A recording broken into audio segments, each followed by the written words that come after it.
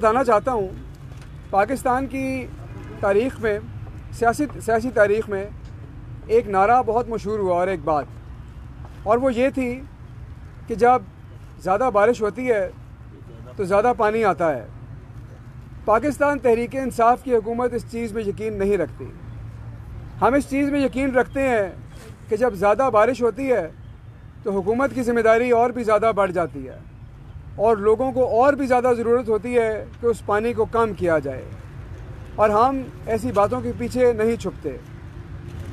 जिस प्रोजेक्ट पे मैं आपको लेके आया हूँ, इस प्रोजेक्ट की तारीख़ी अहमियत इसलिए भी अहम है कि पाकिस्तान में और पंजाब में पिछले कई बरस में जो गवर्नेंस का मॉडल चला, वो मॉडल ये था कि मसाइल को इस्तेमाल करके अपनी प्रोजेक्शन की जाए लेकिन मसाइल को हल ना किया जाए।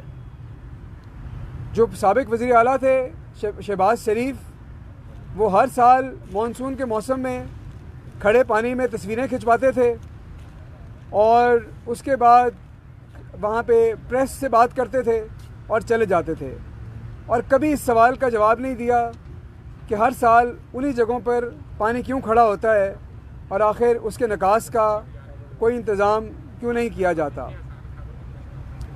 किसी ने मुझे ये बात भी बताई कि एक दफ़ा उनसे किसी ने ये बात पूछी और उन्होंने कहा कि आप अंडरग्राउंड वाटर टैंक बनवाएं, और बताया जाता है कि उन्होंने कहा कि हम किसी उस चीज़ में पैसे नहीं लगाना चाहते जो ज़मीन के अंदर हो और लोगों को नज़र ना आए। लेकिन ये तहरीक इंसाफ की हुकूमत का तरीका नहीं, ये वज़ीर आला पंजाब सरदार उस्मान बुज़दार का तरीका नहीं। और पाकिस्तान तहरीक इंसाफ की हुकूमत आते ही बारिश का मसला वो मसला है जिस पे तहरीक इंसाफ की हुकूमत ने सबसे पहले तवज्जो दी।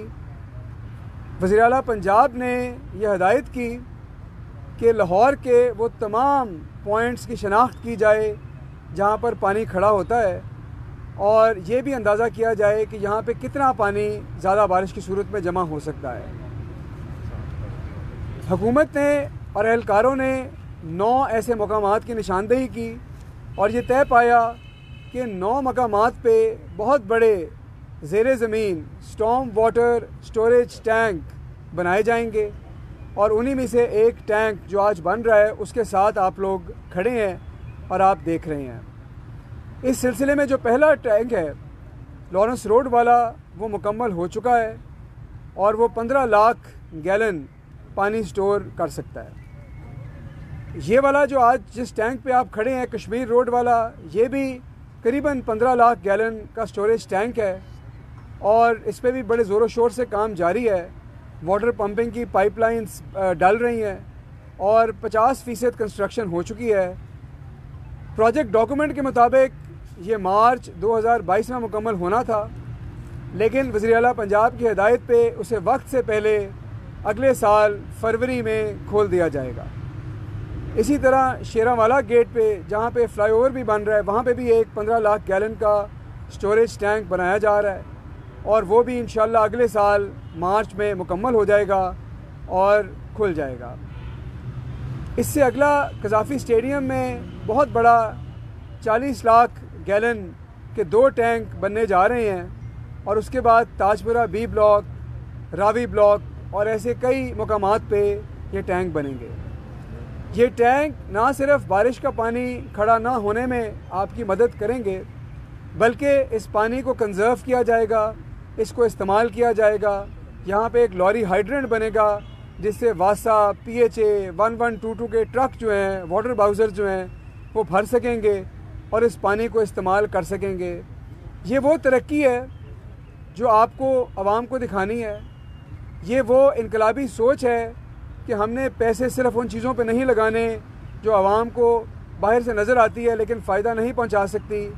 हमने ऐसे काम करने हैं जो आवाम से उनके लिए आसानियां पैदा करें, चाहे हम वहाँ पर खड़े होकर तस्वीरें ना भी खिंचवा सकें। ये वो तब्दीली है जिसका पाकिस्तान तहरीक इंसाफ की हुकूमत ने आपसे वादा किया था। और इस प्रोजेक्ट के साथ साथ कल की जो सियासी डेवलपमेंट पे उस पर थोड़ी सी बात कर लें कि ये जो भानमती का कुंभा है जिसको बाज़ लोग PDM के नाम से जानते हैं, उन्होंने कल लॉन्ग मार्च का ऐलान किया और तारीख़ मेरी आंखों के सामने से घूमने लगी। मुझे याद आया कि 22 नवंबर को पिछले साल पेशावर में इन्होंने ऐलान किया कि हम जनवरी तक हुकूमत को चलता करेंगे, और जनवरी तक हुकूमत तो वहीं रही, लेकिन PDM में लड़ाई पड़ चुकी थी। कोई कहता था कि तहरीक अदम एतमाद लेके आएँ, कोई कहता था लॉन्ग मार्च करें और जलसे करें। फरवरी गुज़रा, मार्च आ गया। मार्च में एक नई बहस शुरू हो गई। पाकिस्तान पीपल्स पार्टी वाले ये कहने लगे कि हमने असेंबलियों से नहीं जाना, और नून वाले ये कहने लगे कि हमने लंदन से नहीं आना, और ये आने जाने की बहस जो थी ये जारी रही।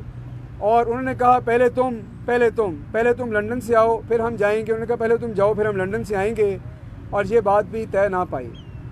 अप्रैल के महीने में बिलावल भुट्टो ने जो शो कॉज नोटिस फाड़ा, वो शो कॉज नोटिस नहीं था, वो दर हकीकत PDM का कैरेक्टर सर्टिफिकेट था जो उस दिन फट गया।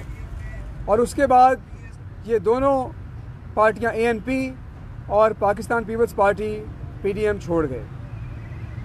PDM की जो कश्ती है उसमें सबसे बड़ा सुराख तो आसिफ जरदारी साहब ने किया, फिर एक सुराख ANP ने किया, लेकिन बहुत से ऐसे लोग जो कश्ती में बैठे हैं वो उसी कश्ती में छोटे छोटे सुराख कर रहे हैं, और कश्ती हर रोज़ आहिस्ता आहिस्ता डूबती जा रही है।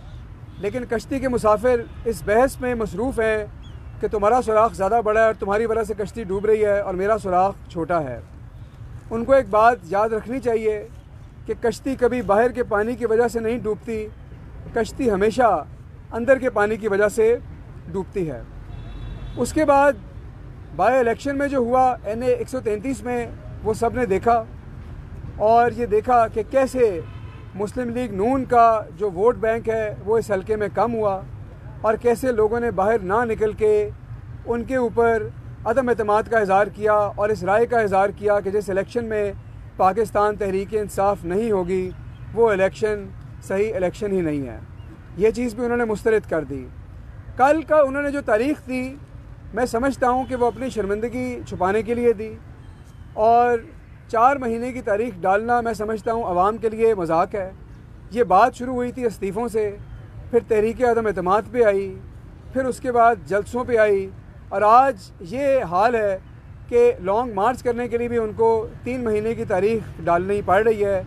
मैं समझता हूँ कि ये लॉन्ग मार्च की तारीख़ नहीं, ये बेसिकली बुनियादी तौर पे PDM ने भागने का रास्ता तलाश किया है। शुक्रिया। अच्छा, आसान साहब ये